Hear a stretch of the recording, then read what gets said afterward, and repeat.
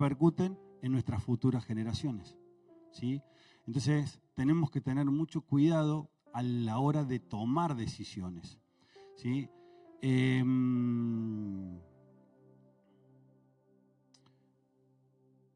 Hay decisiones que han tomado nuestros padres, nuestros abuelos, nuestros antepasados, que al día de hoy nos están afectando a nosotros. Vuelvo a decir lo mismo, buenas decisiones o malas decisiones, ¿sí?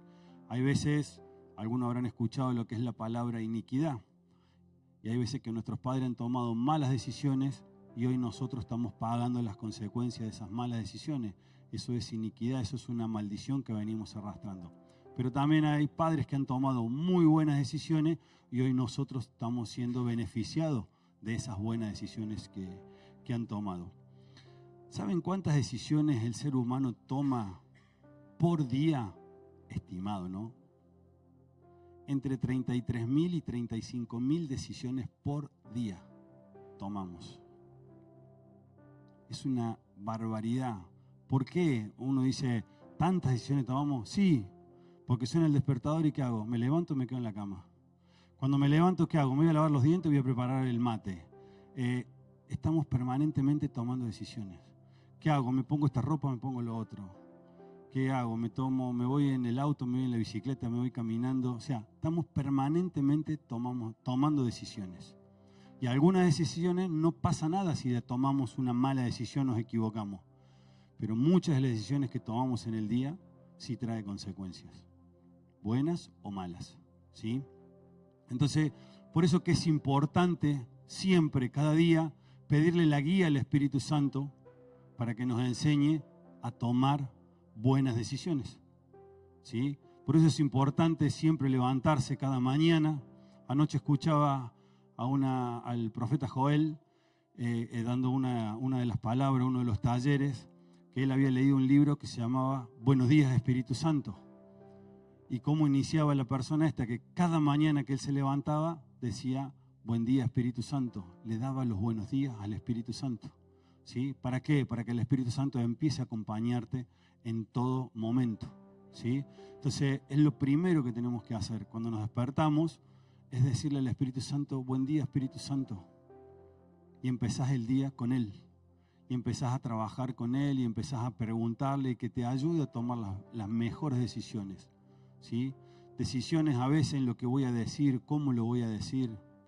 Muchas veces que uno siempre enseña, no pensamos en lo que vamos a decir en un momento de enojo, de que pasó algo, no pensamos, hay que pedirle al Espíritu Santo, dame las palabras justas.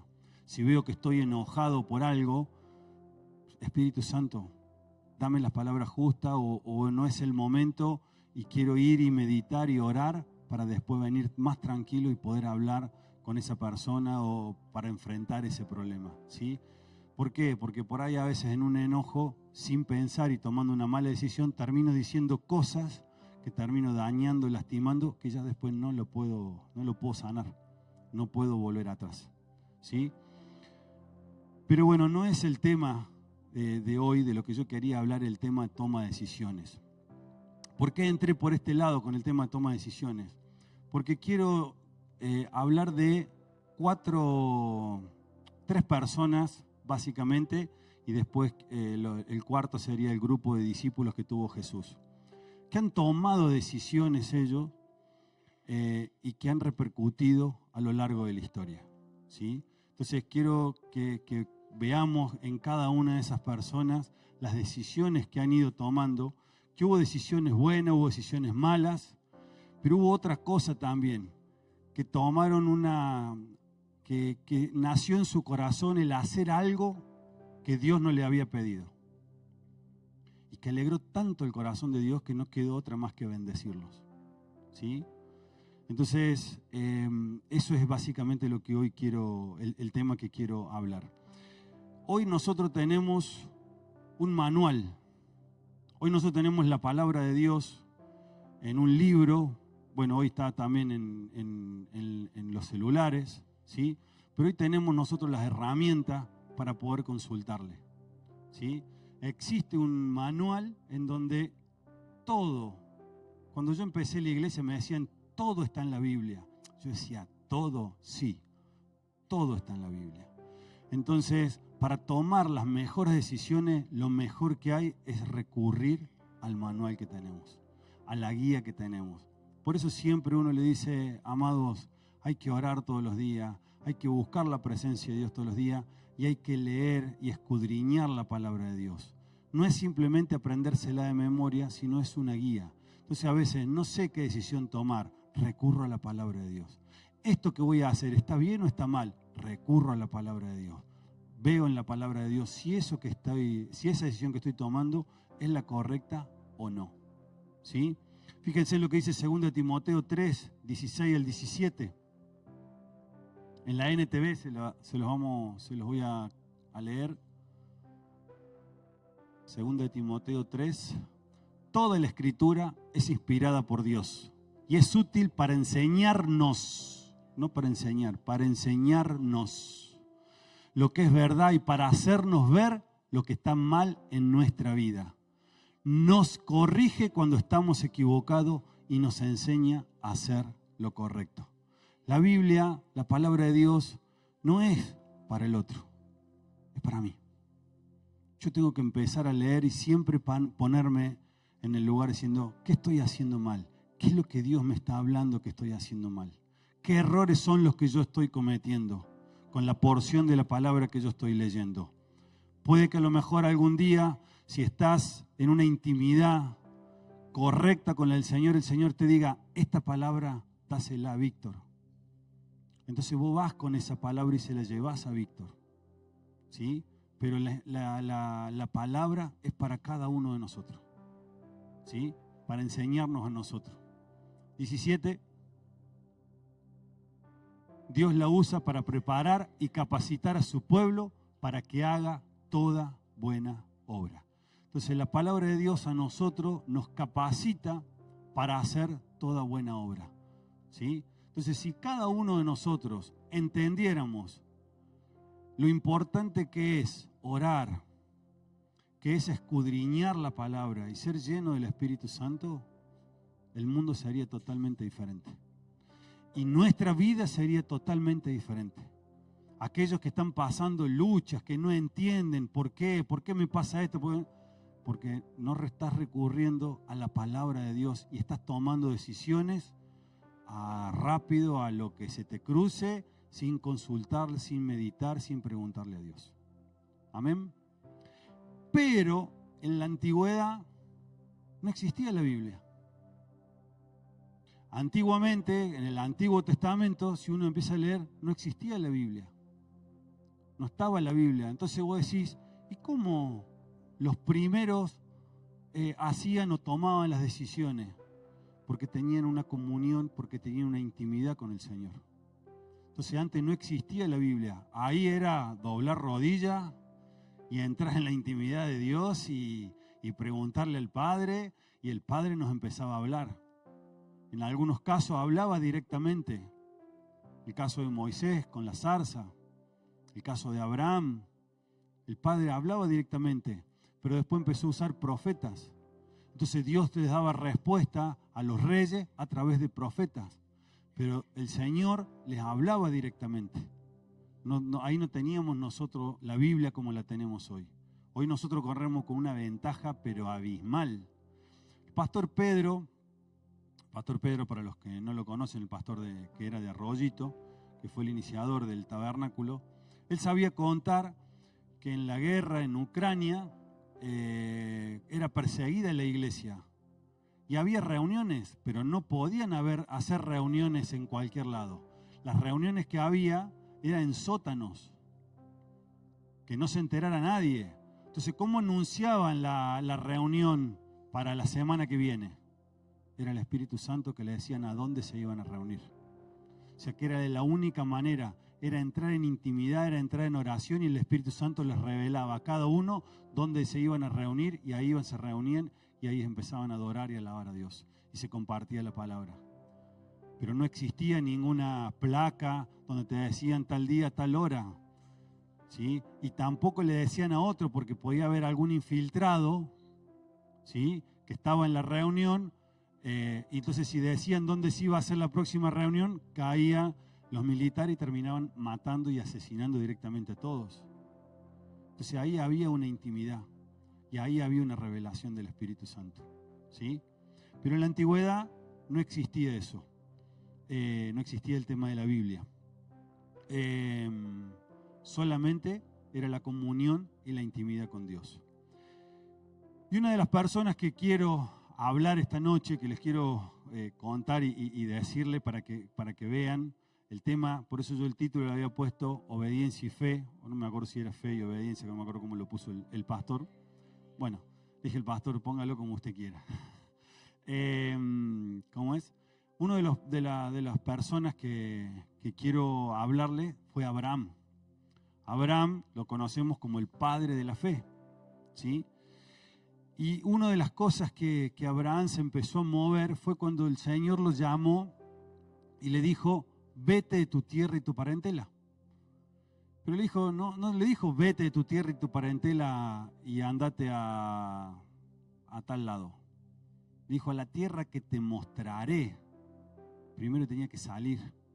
Y después, ¿a dónde iba a salir Abraham? Para algún lado iba a encarar. Y después el Señor le iba a mostrar a dónde. ¿Y qué hizo Abraham? Levantó las cosas y se fue. Se fue en obediencia a Dios y en fe. ¿Sí? Abraham venía de un pueblo idólatra. No era el pueblo de Dios. A partir de Abraham se empezó a formar el pueblo de Dios. Pero antes de Abraham no existía el pueblo de Dios. Era un pueblo idólatra, ¿sí? Donde él vivía. Sin embargo, Dios vio algo en su corazón y lo llamó. Le dijo, vete de tu tierra y tu parentela a la tierra que te mostraré. ¿Sí? Si el Señor te dice, vete de Río Primero a lo que te voy a mostrar, ¿cuántos se animarían a decir, listo, vamos, encaramos para allá? No sé, para algunos encaramos, el Señor nos va a hablar. Pero no vayamos a algo así porque el Señor, es muy difícil que hoy nos hable de esa manera. Pero ¿a cuántos el Señor le dice, ese trabajo no te conviene? Deja ese trabajo y yo te voy a mostrar otro trabajo. Yo te voy a dar algo mucho más grande. ¿Cuántos dan ese paso de fe y se animan a dejar ese trabajo? Aquellos que están conociendo a alguna persona, estando de novio, esa persona que está al lado tuyo, esa persona con la que estás empezando a salir, no te conviene. Yo te voy a dar a alguien que sí te conviene. ¿Cuántos dicen, dejo, hasta acá nomás? ¿Sí? Muy poca la gente que da ese paso de fe. Ayer en el encuentro tuve una persona que honestamente hace muy poco que empezó la iglesia y fue al encuentro con un problema. No voy a decir el problema porque a lo mejor lo pueden llegar a conocer y cosas. Fue con un problema al encuentro. Y decía, si el Señor me sana esto, me sana este problema, yo voy a hacer esto, y yo... Y le digo, ¿y si el Señor quiere que vos empieces a hacer esto, y después viene la sanidad? Entonces muchas veces el Señor nos pide algo y a veces por el temor, el miedo, por no creer a la palabra de Dios, no tomamos decisiones y seguimos donde estamos. Seguimos en el lugar donde estamos y nos perdemos de las cosas grandes que Dios tiene preparada para nosotros. Hace varios años, siempre uno cuando habla trata de ponerse como ejemplo de cosas que uno ha hecho, no por, como dice el pastor, no para agrandarse y nada por el estilo. Pero hace varios años estábamos nosotros en una situación económica bastante complicada y me sale un trabajo y tenía que trabajar todos los días.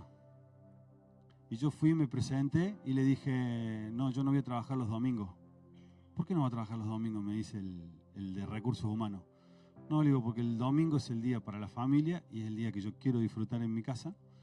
Y segundo, le digo, me congrego en una iglesia, le digo, y trabajamos y servimos en la iglesia y no voy a dejar eso. Obviamente que no me tomaron. ¿Sí? Fui, hablé, le comenté al líder. ¿cómo, Martín, vas a hacer eso? No, si vos estás necesitando del trabajo, que esto, que el otro, le digo, pero si me están enseñando que tengo que poner a Dios en primer lugar, ¿por qué voy a agarrar el trabajo? Obviamente, automáticamente me fui a hablar con el pastor Pedro. Me dice, la mejor decisión que has tomado. Me dijo, ya vas a ver que Dios te va a dar. Y a la semana, a los 15 días, entré a trabajar en una empresa enfrente, eran las empresas que estaban haciendo la ruta, y trabajaba hasta los sábados al mediodía.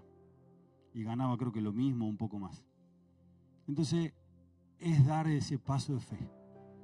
Es decir, listo, estoy en una situación mala, pero yo creo en Dios. Yo confío en Dios. He tomado malas decisiones, ¿tá? Antes de eso, posterior a eso, hemos tomado malas decisiones porque a veces la ansiedad nos juega una mala pasada, ¿sí? Pero bueno, así como Abraham, a muchos Dios nos llama y nos pide algo y no nos muestra qué es lo que nos va a dar. Primero tomemos la decisión y después Dios te va a mostrar qué es lo que te quiere dar. Otra cosa que hizo Abraham, que Dios no se lo pidió, los diezmos. Cuando Abraham fue y derrotó a los reyes que le habían robado un montón de cosas, él fue y le dio los diezmos a Melquisedec. Y Dios en ningún momento le había dicho, me tenés que entregar los diezmos. Hasta ese momento no estaba el tema de los diezmos. Sí leíamos con Caín y Abel que se llevaba una ofrenda a Jehová, pero no estaban los diezmos. A partir de Abraham empezó a estar los diezmos. ¿Sí? Y sin que Dios se lo pidiera, él le empezó a llevar los diezmos. Y Dios lo empezó a bendecir. Para los que toman nota, eso, Génesis 14:20. ¿Me lo puedes poner?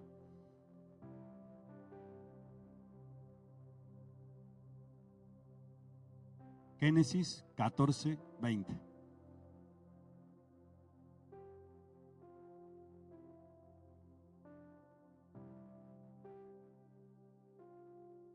Y bendito sea Dios Altísimo que derrotó a tus enemigos por ti. Luego Abraham dio a Melquisedec una 10ª parte de todos los bienes que había recuperado. Si después siguen leyendo, él dice que él no quería llevarse nada, solamente lo que los soldados habían consumido y se habían llevado. Pero él no se quería llevar nada más extra. Pero sin embargo, él entregó la 10ª parte, el diezmo, ¿sí?, de todo lo que él había recuperado. Cuando empezamos a hablar de diezmo en la iglesia, y de acá arriba se ve, hay cada caritas. Dice, uy, ahí viene el pedido de plata, ahí viene el mangazo, ahí viene esto. Y déjame decirte que eso es lo que está en tu corazón. ¿Sí? Entonces, cuando vos tenés eso en tu corazón, es muy difícil que el Señor empiece a derramar bendición. El entregarle los diezmos, el entregarle una ofrenda al Señor, es obediencia, es fe, es honrarlo a Él, es decirle lo que lo amás, ¿sí? Acá Abraham le entregó sin que el Señor se lo pidiera.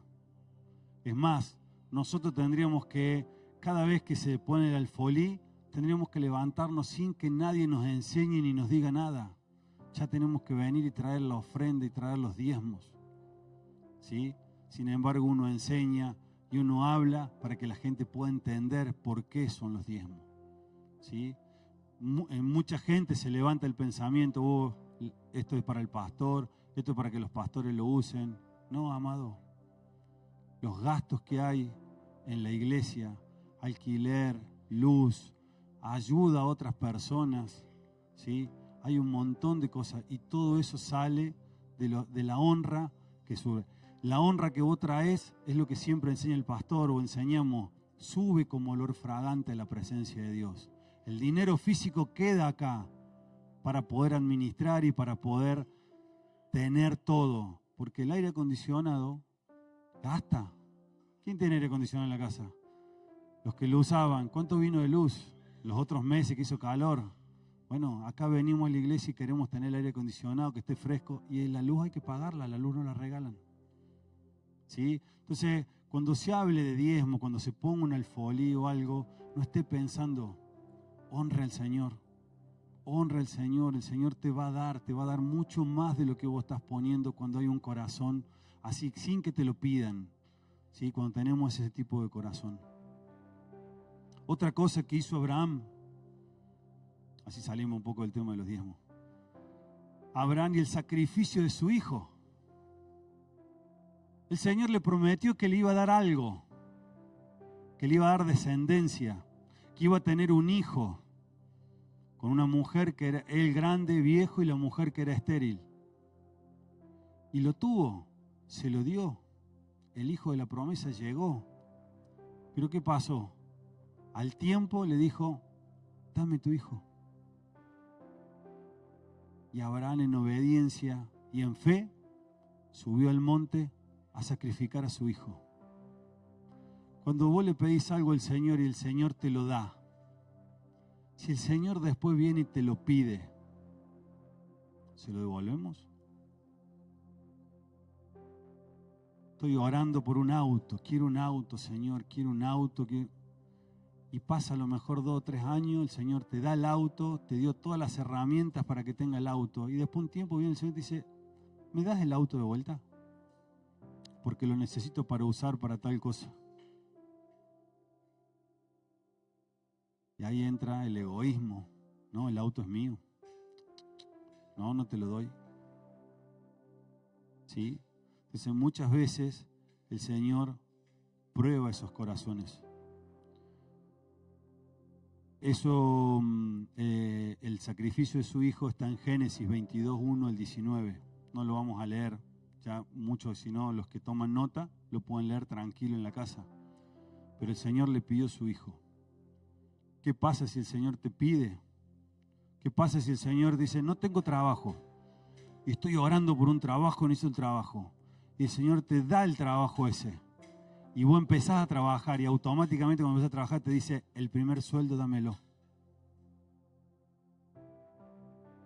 No, pero Señor, yo te di el trabajo. Dame el primer sueldo. ¿Tenés fe? ¿Confías en mí? Dámelo.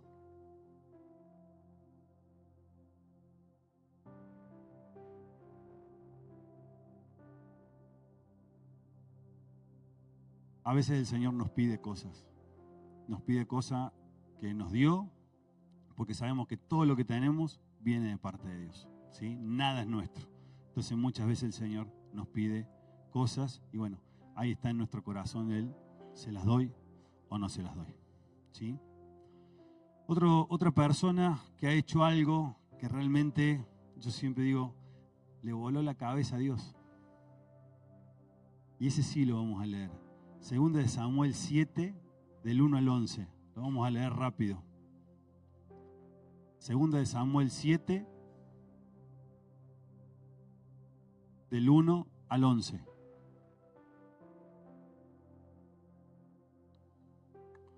Una vez que David se instaló en el palacio y el Señor le dio descanso de los enemigos que lo rodeaban, el Señor le había dado descanso a David de todas las luchas que había tenido, el rey mandó llamar al profeta Natán. Mira, le dijo David, yo vivo en un hermoso palacio de cedro, mientras que el arca de Dios está allá afuera en una carpa.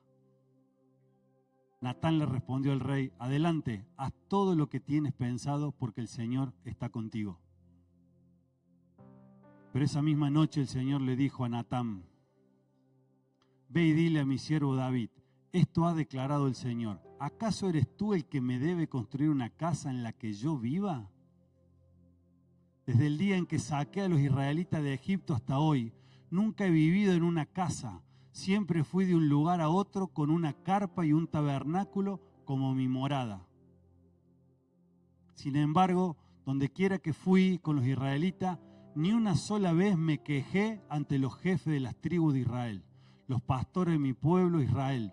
Nunca les pregunté, ¿por qué no me han construido una hermosa casa de cedro?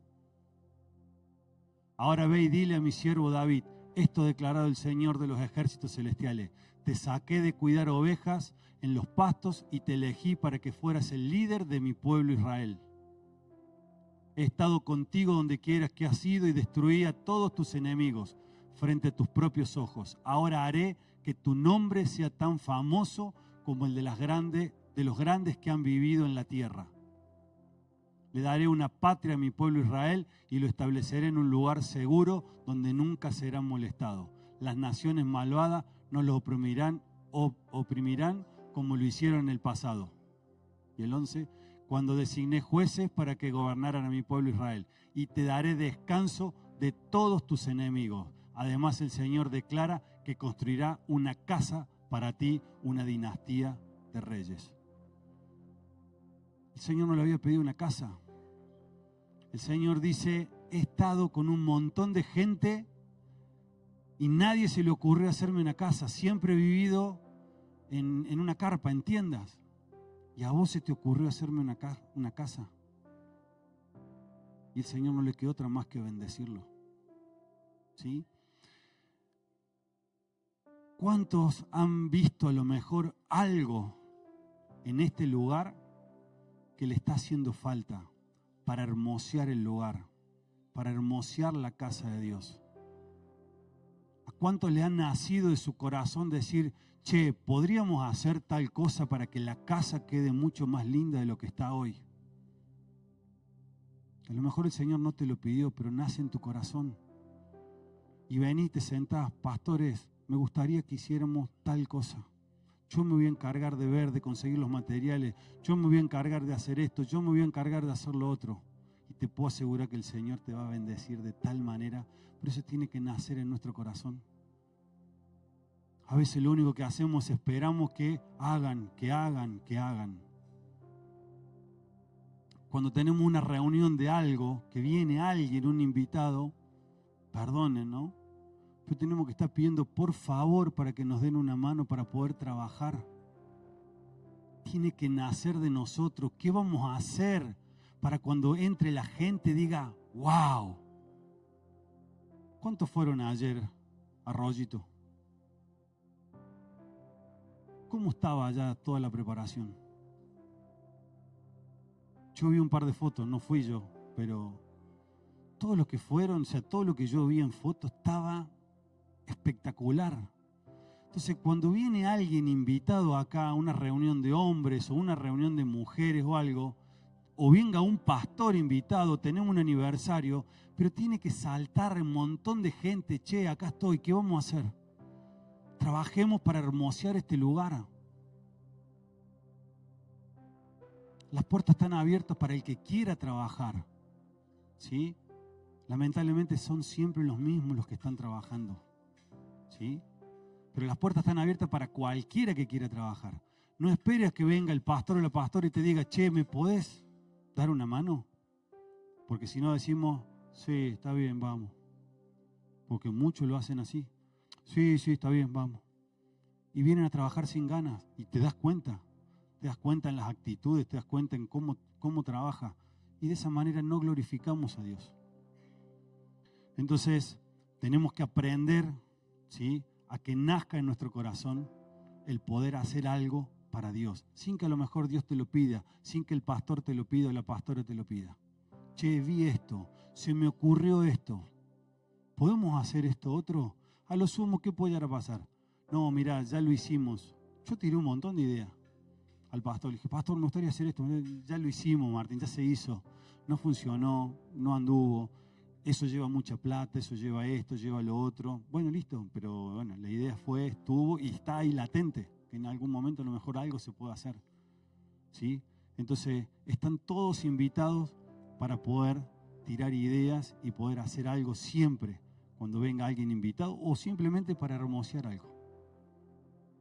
¿Amén? Bien. Hablamos de Abraham, hablamos de David, ¿sí?, que le construyó la casa. Ahora quiero hablar de Salomón.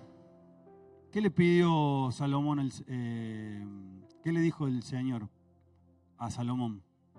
Pídeme lo que quieras. ¿Y qué le pidió? Sabiduría. ¿Pero sabiduría para qué? Para manejar el pueblo. Entonces nosotros siempre escuchamos la palabra, pidió sabiduría. Pida sabiduría. ¿Para qué pedimos sabiduría? Sabiduría para ver cómo ganamos a Río Primero, cómo conquistamos y evangelizamos Río Primero, o sabiduría para mis negocios, sabiduría para tomar mis decisiones, sabiduría para mi egoísmo. No está mal pedir sabiduría para las cosas nuestras, no está mal, Pero tenemos que aprender a pedir sabiduría también para poder evangelizar, para poder ganar esta tierra, para poder conquistar esta tierra, para llevar el evangelio mucho más allá que estas 4 paredes. Entonces, cuando estés orando y que le pidas sabiduría a Dios, decirle sabiduría, Señor, dame sabiduría para ver cómo puedo ganar a mi vecino. Dame sabiduría para ver qué palabras puedo llevarle a mi vecino, cómo puedo ganarlo, conquistarlo. No vayamos lejos con el vecino. Dame sabiduría a ver cómo puedo conquistar a mi familia. Si vengo solo a la iglesia y tengo esposa o esposo o hijos que no están viniendo, dame sabiduría cómo puedo conquistarlos a ellos para que puedan venir y conocerte a ti. Y el Señor le dijo, me pediste, por cuanto no me pediste cosas para vos y pediste sabiduría para guiar al pueblo, no solamente que te voy a dar la sabiduría, sino te voy a dar todo el resto de las cosas. Entonces, cuando aprendamos a pedir sabiduría y para qué vamos a pedir esa sabiduría, el Señor va a empezar a añadir un montón de cosas. ¿Sí? Pero muchas veces ahí no se cumple la palabra buscar primeramente el reino de Dios. Eso es buscar el reino de Dios. Señor, quiero sabiduría para ver cómo podemos conquistar esta tierra. Eso es pensar primeramente en el reino de Dios. Y después todo el resto vendrá. ¿Sí? Eso está en Primera de Reyes 3, del 3 al 15. Los que quieran tomar nota. Pero bueno, son pasajes conocidos. Todo lo que yo le estoy diciendo lo han escuchado un montón de veces en diferentes prédicas. ¿Sí? Pero yo los quería juntar para que vean que hay veces decisiones que tenemos que tomar y cosas que tenemos que hacer y que hoy no la estamos haciendo. Y el último que quería hablar es los discípulos. Y acá en los discípulos no tengo un pasaje porque hay varios pasajes. Porque ¿qué dice en un montón de pasajes? Que fue Jesús y los llamó. ¿Y qué hicieron los discípulos? Dejándolo todo, le siguieron. Y a veces vamos y decimos, che, hay que hacer el encuentro. Ay, que no sé, que el trabajo, no sé, que la economía. Estamos haciendo trabajo para que le salga lo menos posible. Ay, que no sé, necesito que vamos a servir en esto. Ay, no, vos sabés que justo este fin de semana los discípulos, dejándolo todo, le siguieron. Entonces, si Dios te llama, si el pastor o la pastora te llaman, deja todo. Y haz lo que tengas que hacer. El Señor se va a ocupar del resto de las cosas. El Señor se va a ocupar del resto. No tengas miedo por el resto. No te empieces a preocupar. ¿Y cómo voy a hacer esto? ¿Y cómo voy a hacer lo otro? ¿Quieren que les confiese algo? Nosotros estamos hasta acá. Todavía no podemos salir, estamos hasta acá. Sin embargo, dejé todas las cosas que tenía que hacer y nos llamaron para ir a servir al encuentro y allá fuimos a servir al encuentro. Entonces, yo sé que Dios se va a ocupar. No sé si mañana, si la semana que viene, el mes que viene, no lo sé. Pero digo, Señor, vos sabrás. Yo acá estoy. ¿Me llamaste? Acá estoy. Heme aquí. Después el resto de las cosas vos sabrás qué puerta vas a abrir, cómo vas a hacer. Me vas a dar esa sabiduría extra para poder tomar decisión y ver cómo vamos cuerpeando las cosas. Pero bueno, acá estamos. ¿Sí? Entonces, eso hicieron los discípulos. ¿Sí? Y muchas veces, a veces decimos, voy a orar y uno habla con mucha gente y dice, Señor, pero si yo soy obediente, si yo hago esto, yo renuncié a esto, yo ya no hago más esto, yo no hago más lo otro, yo no hago, y no llega la bendición.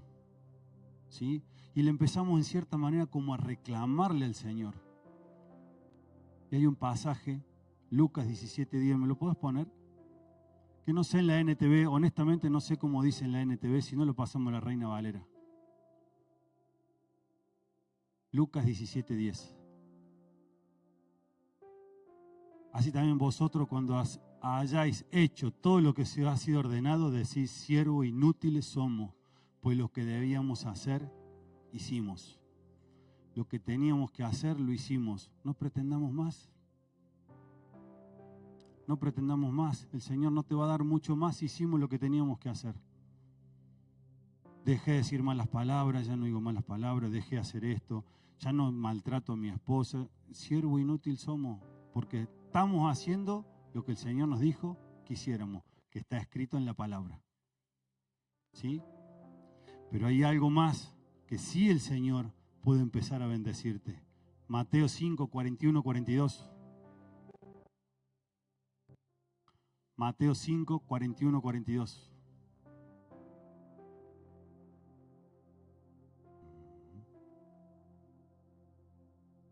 Mateo 5. Al que pida, dale, y al que quiere tomar de ti prestado, no se lo rehuses. Oíste que fuiste dicho, amarás a tu prójimo y aborrecerás a tu enemigo. 41, me parecía. 5, 41. Y cualquiera que te obligue a llevar carga por una milla, ve con él 2. Y el 42, al que te pida, dale, y al que quiera tomar de ti prestado, no se lo rehuses. ¿Cómo se llama eso? La milla extra.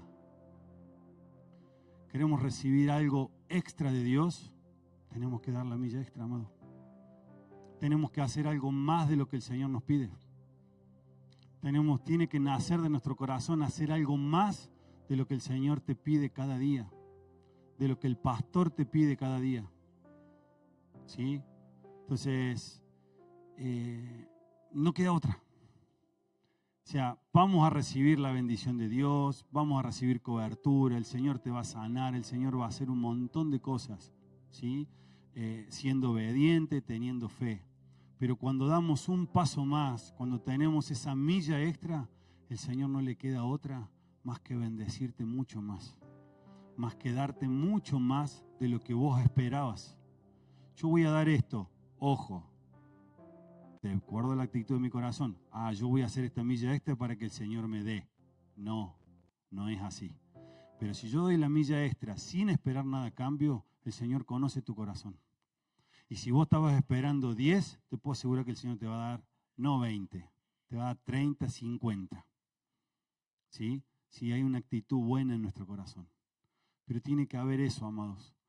Tenemos que empezar a aprender no solamente a venir y sentarnos y esperar a que nos den. Hoy tenemos que empezar a buscar a ver qué puedo dar yo. ¿Qué Dios hizo en mí para yo poder empezar a dar? ¿Qué podemos empezar a hacer para que este lugar sea chico? Que empiece a ganarse gente. ¿Sí? Empezar a conquistar lo que es Río Primero. ¿Sí? Pedirle al Señor esa sabiduría. Que me empiece a cambiar las cosas que tenga que cambiar en mí. Tengo que empezar a leer, a escudriñar la palabra. ¿Sí? Si yo no puedo ganar los de mi casa, y es evidente que hay algo que está mal en vos, en el cual no podés ser un buen testimonio en tu propia casa. ¿Cómo vamos a ir a ganar afuera? Tiene que haber un despertar.